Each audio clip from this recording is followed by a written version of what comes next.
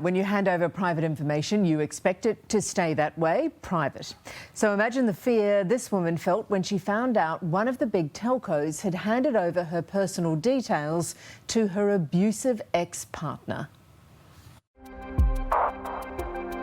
It's really, really hard having to look over my shoulder every minute of the day now that he knows exactly where I live. A woman on edge and vulnerable who claims she's been let down by a company trusted with her personal details. I'm just scared for my life. Carly, as we'll call her, made the choice last month to leave her partner of 3 years. Anything would trigger him and just make him snap. At its worst, what was it like? Just too scared to say anything in case we said the wrong thing. It got so bad and I just knew that we couldn't live there any longer. Carly says it took all her courage to leave with her young child, forced to sleep in the car while she figured out their next move. Just with the clothes on our back, we just slept in the car for a couple of days until I could devise a plan. She was able to secure a rental unit. The next step was to get her internet and phone connected. So she went to a Telstra store, the telco she'd previously used with her ex. I was ordered by my ex not to turn the services off, just to transfer them out of my name. Carly says she told staff she needed to remove her name from the joint account and start her own. I told the Telstra person immediately that this was a domestic violence case and that I was living in fear and that none of my personal business was to get out.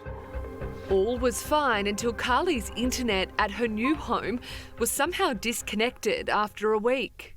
I was on the phone with them for over 3 hours and they managed to fix it.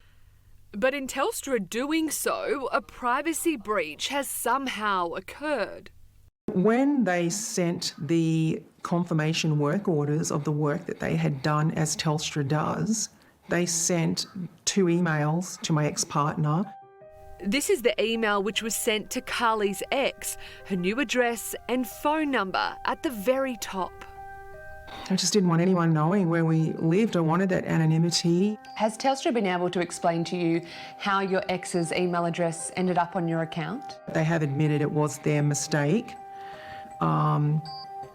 And now they've backpedaled and they're saying that my account was hacked into.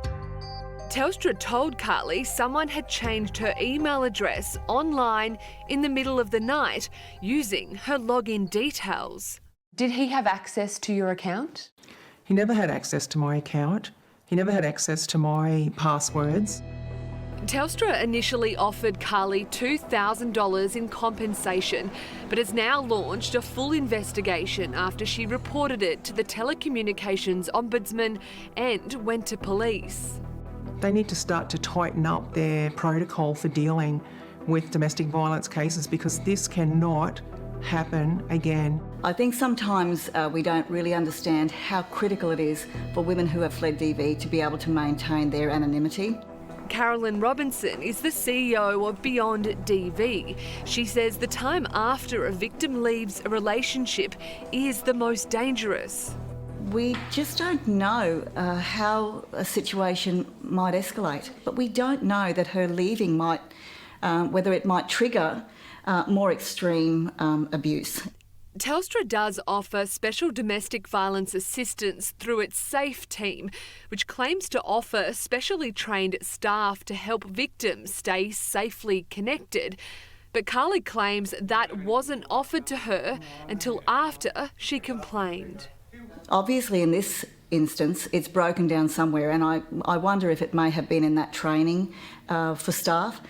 In a statement to A Current Affair, Telstra confirms. We're committed to providing access to safe and secure communications for anyone experiencing domestic and family violence. We have conducted a thorough investigation into this customer's complaint and have found the customer's details were accessed and changed online by someone who had access to her online credentials, not by anyone in Telstra. To ensure her safety, we offered financial assistance so she could relocate. We have also recommended that she change her online credentials. There are so many wonderful organisations providing corporate training, and I think knowledge is power. I don't know what he's capable of, but something tells me to be very careful and to be fearful for my life. Carly is now staying with friends. She no longer feels safe in what was meant to be her new home. By speaking out, she is determined to make sure this doesn't happen again. I'm determined not to be another statistic. It's brave of Carly to speak out. Telstra needs to make sure that never happens again, and they say the offer of assistance to relocate still stands.